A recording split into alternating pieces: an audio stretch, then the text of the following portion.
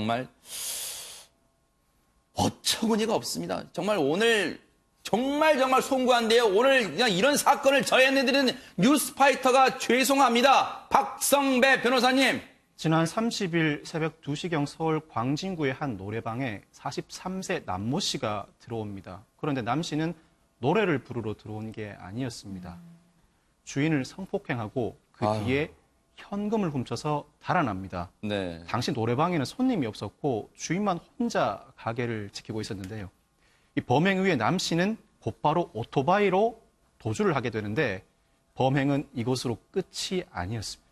아니 범행이 지금 이 범행도 정말 어마어마하게 끔찍한 범죄인데 여기서 끝난 게 아니라고요? 최단비 변호사님? 그러니까 보통 사람들 같으면 성폭행하고 귀금속 훔쳐 달아나는 저런 거는 평생에 한 번도 할 수 없는 일이잖아요. 근데 그게 지난달 30일 오전 2시였어요. 네. 그리고 불과 3시간 뒤, 네. 그 같은 날 새벽 5시에 또 다른 범죄를 저지르려고 서울 중랑구의 한 분식집으로 들어갑니다. 이번에도 똑같은 행동을 해요. 분식집의 종업원을 성폭행하려고 했는데 이 시도가 실패를 했어요. 그러자 이 종업원을 흉기로 위협해서 폭행을 하고 현금 7만 원을 뺏어서 달아났습니다. 허허. 이 두 건의 범행만으로도 끔찍한데 또 다른 범행이 있답니다. 최단비 변호사님. 근데 대체 뭡니까 그러면? 아니 불과 지금 새벽 2시, 새벽 5시 3시간 만에 똑같은 범행 2개를 저질렀잖아요. 그리고 이번에는 구리로 갑니다. 경기도 구리로 가서 40분밖에 지나지 않아서 또 똑같은 범행을 시도를 해요. 구리시에서 한 여성을 성폭행하려다가 실패를 하자 현금을 훔쳐서 달아났고요. 네. 이때는 오토바이를 타고 여기까지 왔지만 이 네. 오토바이를 버리고 택시를 잡아타고 종적을 감췄습니다. 어허, 종적을 감췄다. 김기현 아나운서, 그러면 신고가 들어갔을 텐데 경찰이 잡기 상당히 애를 먹었을 것 같아요. 네, 맞습니다. 워낙 뭐 동해번쩍, 서해번쩍 했었기 때문에 경찰도 신고를 받고 어디로 가서 이 남성을 잡아야 되는지 굉장히 고민을 많이 했을 겁니다. 네. 그래서 CCTV를 이제 분석을 했습니다. 네. 그 신고가 접수된 곳, 그리고 이 남성이 그 다음으로 어디로 이동할지 이런 것들을 이제 파악을 해서 결국에는 이제 18시간 만에 이 남성을 잡게 됐는데요. 자, 검거 과정을 경찰 관계자의 이야기 들어보시겠습니다. 일정은 뭐 주거가 없고 아마 도주를 하다 보니까 거기까지 간 것 같네요. 주거지가 일정은 주거지가 없는데 거의 생활 반경이 서울이에요. 모텔이라든지 뭐 했는데 그 주변 입대를 갔다가 예 수색도 하고 단문도 하고 뭐 해서. 이거는 정말 경찰분들이 정말 노고도 해주시고 정말 잘해주신 것 같아요. 이런 끔찍한 범행을 하룻밤 사이에 정말 이 3건을 연달아 저지르고 도망친 사람을 18시간 만에 정말 끈질기게 집요하게 추적한 거잖아요. 18시간 만에 검거를 했는데 배달업을 하는 사람이래요. 이 피의자는요.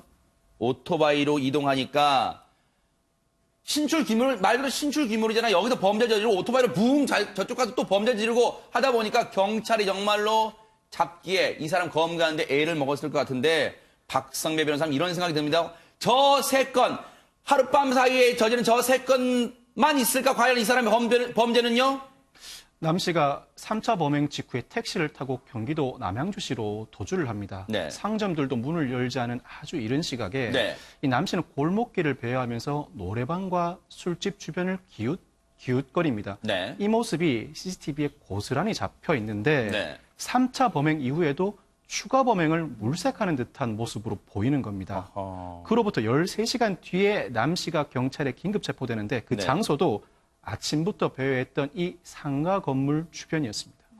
이 CCTV, 네네, 말씀하시죠. 네네. 이 CCTV가 굉장히 성득한데요. 네. 그 장면을 저는 봤는데 이 건물을 배회합니다. 그러니까 그 새벽 시간이기 때문에 사람이 거의 없어요. 근데 그 건물로 들어가서 지하로 내려가서 누군가 있나 인기척을 살핍니다. 세상에. 그리고는 사람이 없으니까 또 다른 층 올라가요. 네. 올라가서 혹시나 이게 이제 여성이 혼자 있는지 없는지를 살피는 것 같아요. 지금까지 이제 이 사람이 3군데를 돌아다니면서 여성만을 상대로 지금 성폭행을 하고 금품을 갈취했기 때문에 그런 이제 정황이 보였고 네. 이제 그 건물에 사람이 없으니까 또 다른 건물로 이동을 해요. 아하. 거기 가서 또 여성이 없는지를 살펴보는 그 모습이 굉장히 섬뜩했습니다. 네.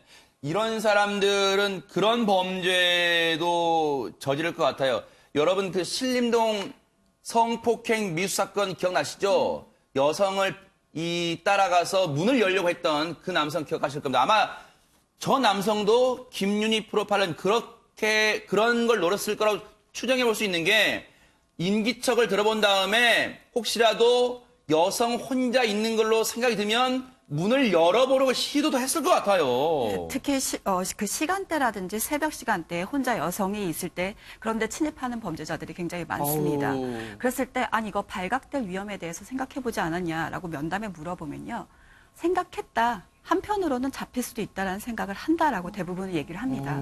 그렇다면 왜 이런 범죄를 저지르냐고 한다면 그냥 하고 싶어서 그러니까 우리가 생각했을 때 검거가 됐을 때 우리가 겪게 되는 두려움이라든지 자기 미래에 대해서 지장이 생기는 부분은 우린 심각하게 생각을 하는데 얘네들은 그렇게까지 심각하게 생각하지 않아요. 그냥 교도소 갔다 오면 되지. 그냥 세상에. 현재의 욕구를 충족시키는 데 더 집중을 하게 됩니다. 네. 그렇기 때문에 이런 범죄들이 계속 일어날 수밖에 없는 상황이고요. 네. 그렇기 때문에 이런 범죄자들 같은 경우는 아까 앵커님이 얘기하셨듯이 자신의 충동에 따라서 자신의 보이는 기회성 범죄들이 많을 수밖에 없습니다. 네.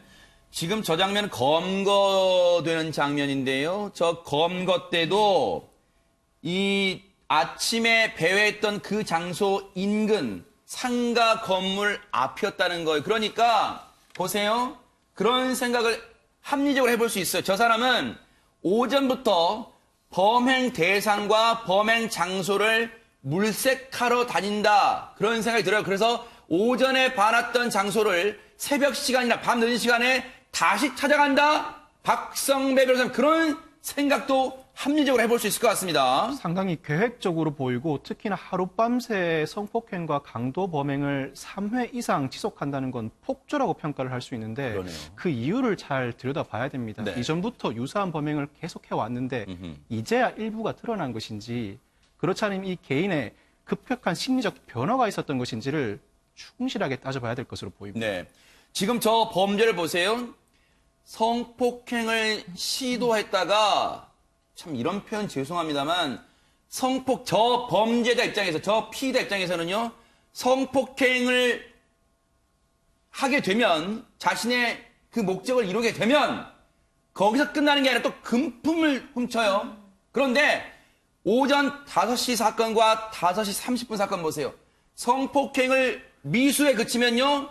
현금도 훔치고 강도로 돌변하는 거예요. 최담희 변호사님, 정말로 오싹하면 저 사람이 그냥 범죄를 저지르려고 이 범죄를 시도했다가 미수에 그치면 그 자리에서 도망치는 게 아니라 또 다른 범죄, 더 흉악한 범죄자로 돌변을 합니다, 현장에서. 저는 저것을 보고 저 남성이 정말 왜 저렇게 범행을 연속해서 하는지가 궁금했던 게 네. 만약에 1차, 2차, 3차 범행이 있고 1차와 2차 범행이 성범죄 미수고 3차 범행이 성범죄 기수면 네. 그러니까 성범죄가 미수가 됐고 3차에서 성범죄를 완성을 했으면 또 이해가 가요. 아하. 성적으로 본인이 원하고자 하는 것을 1차, 2차에서 만족하지 못했기 때문에 3차까지 나아갔나? 네. 근데 이미 1차에서 성범죄가 완성이 됐어요. 그러니까요. 그러면은 완성이 본인은 예를 들면은 그러한 원하던 것을 완성을 했는데도 불구하고 또 불과 3시간 만에 40분 만에 계속해서 시도를 한다는 것은 말씀하신 것처럼 단순히 성폭행의 고의만 있는 게 아니에요.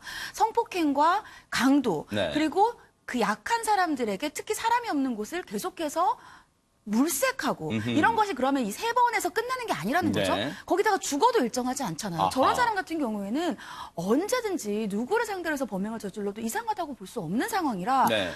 정말로 저것이 끝인가 이러한 우려가 됩니다. 이 사람은요, 더 나쁜 게 뭔지 아세요? 지금 직업이 배달업자로 나오잖아요. 정말 이 시간에도 성실하게 배달업을 하시는 분들한테 저런 사람이 저런 흉악한 범죄를 저지르니까 일반 시민분, 시청자분들이 배달업 하시는 전체에 대해서 색안경을 끼고 볼 수 있다. 이런 생각도 듭니다, 지금. 네, 뭐 지금 굉장히 심각한 사건인데요. 근데 이제 이 판결문에는 전과가 충분히 뭐 나와 있었겠지만 지금 내용이 전달이 안 돼가지고 그렇죠. 의문이 좀 드는데 네. 지금 이 사건이 일어난 지 18시간 만에 체포를 했고요. 네. CCTV를 열심히 본 경찰에게는 굉장히 칭찬을 하고 싶은데 네. 근본적으로 이런 이제 행동을 하는 걸 보면 이 사람이 대담하기가 짝이 없고 그리고는 주거지 불명에다가 배달업을 한다는 이런 이제 그야말로 위험 수위가 굉장히 높은 일을 하고 있는 사람이 네.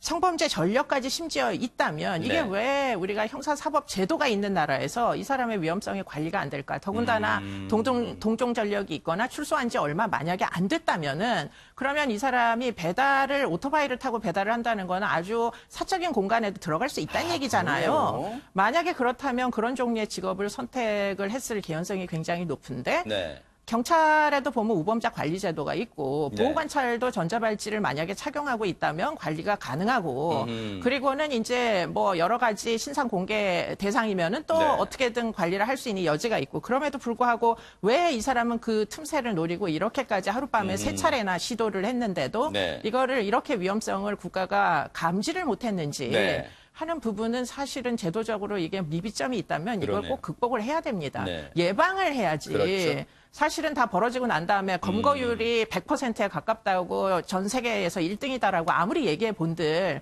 지금 이 세 분의 여성이 어떻게 나머지 인생을 안전하다는 생각을 갖고 살겠습니까? 그러니까요. 그렇기 때문에 이런 부분은 조금 더 예방 차원에서 어떻게 개입을 할지 하는 것들을 좀 논의할 수 있는 장이 됐으면 좋겠습니다. 이 남성 죄질이 극히 불량합니다. 앞으로 이제 재판에 넘겨질 텐데요. 정말로 앞서도 말씀드렸지만 이 심정 같아서는요.